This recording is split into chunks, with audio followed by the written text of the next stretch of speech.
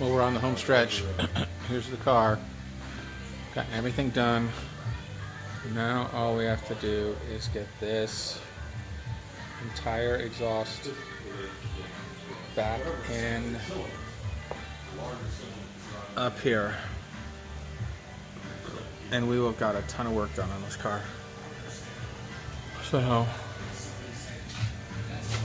replace this rear tench, rear bracket for the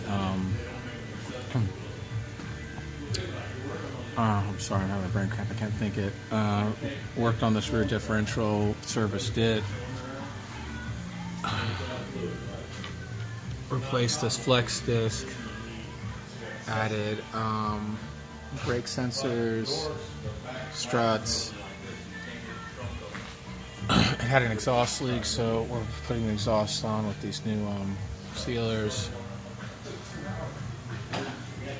And